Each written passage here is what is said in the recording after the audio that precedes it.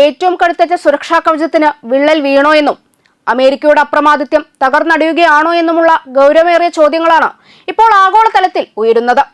വൻശക്തിയായ അമേരിക്കയുടെ വ്യോമ പ്രതിരോധ സംവിധാനങ്ങൾ വലിയ പ്രതിസന്ധി നേരിടുന്നു എന്ന തരത്തിലുള്ള ഞെട്ടിക്കുന്ന വിവരങ്ങളാണ് പുറത്തുവരുന്നത്.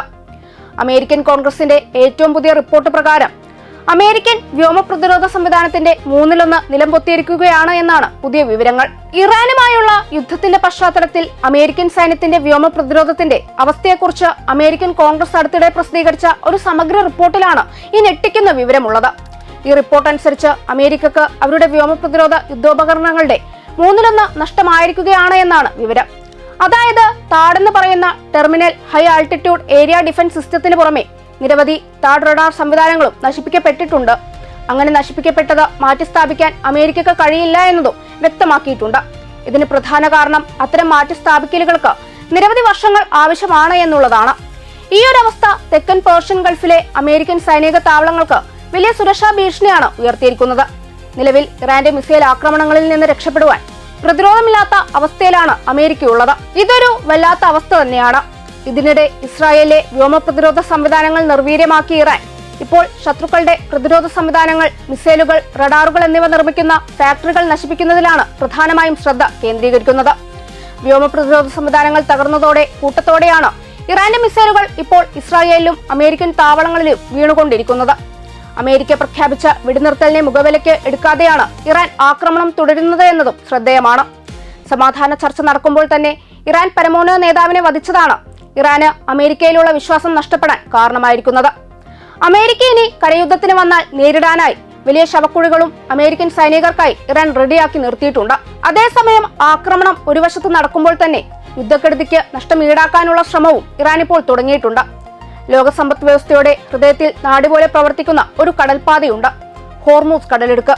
ലോകത്തിലെ എണ്ണവാതക വിതരണത്തിന്റെ ഏകദേശം 20% കടന്നുപോകുന്ന ഈ ചെറുതായ കടലിടുക്ക് ഒരു സാധാരണ ജലപാതയല്ല. അത് ആഗോള സാമ്പത്തിക ശക്തി സമവാക്യങ്ങളുടെ നിർണായക കേന്ദ്രമാണ്. ഇന്നത്തെ വീണ്ടും ലോകത്തിന്റെ ശ്രദ്ധാ കേന്ദ്രമായിരിക്കുന്നത് അവിടെ ഉയർന്നു വരുന്ന സംഘർഷങ്ങളും നിയന്ത്രണങ്ങളും കൊണ്ട് തന്നെയാണ്.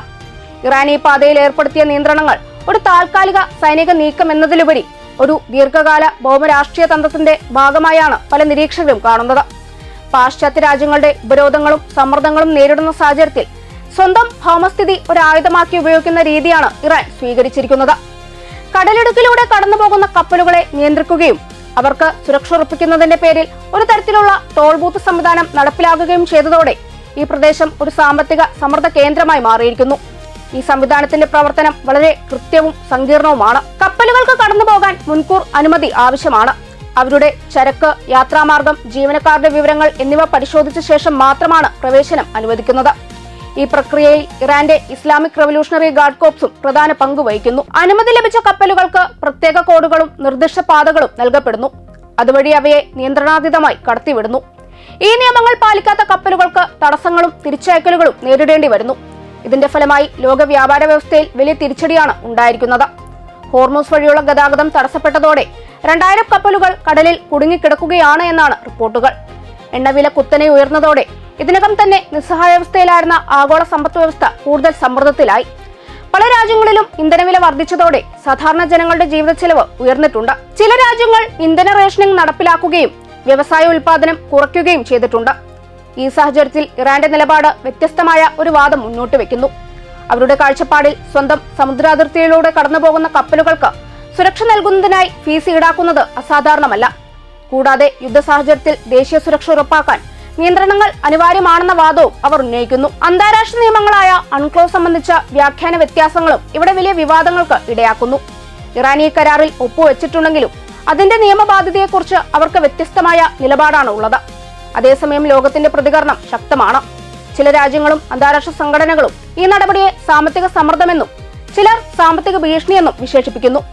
എന്നാൽ മറ്റു ചിലർ ഇതൊരു പ്രതിരോധ തന്ത്രമായി കാണുന്നത് ഒരു രാജ്യത്തിന് നേരിടേണ്ടി വരുന്ന ഉപരോധങ്ങൾക്കും സൈനിക സമ്മർദ്ദങ്ങൾക്കും നൽകിയ മറുപടിയായിട്ടാണ്. ഈ വ്യത്യസ്ത വിലയിരുത്തലുകൾ തന്നെ ഇന്നത്തെ ലോക രാഷ്ട്രീയത്തിന്റെ സങ്കീർണത വ്യക്തമാക്കുന്നു. ഹോർമൂസ് കടലിടുക്ക് ഇന്നൊരു സാധാരണ ജലപാതയല്ല, അതൊരു ഭൗമരാഷ്ട്രീയ ആയുധമാണ്. ഇവിടെ നടക്കുന്ന ഓരോ നീക്കവും ലോക വിപണികളെ സ്വാധീനിക്കുന്നു. രാജ്യങ്ങളുടെ നയതന്ത്ര നിലപാടുകൾ മാറ്റുന്നു. സാധാരണ ജനങ്ങളുടെ ജീവിതത്തെയും ബാധിക്കുന്നു. ഈ പ്രശ്നത്തിന് ദീർഘകാല പരിഹാരം കണ്ടെത്താൻ നയതന്ത്ര സംഭാഷണങ്ങളും സഹകരണവും അനിവാര്യമാണ്. ഇല്ലെങ്കിൽ ഈ ചെറിയ കടലെടുക്ക് തന്നെ ആഗോള സമ്പദ് വ്യവസ്ഥയെ കുലുക്കുന്ന ഒരു വലിയ ശക്തിയായി തുടരുമെന്നതിൽ സംശയമില്ല.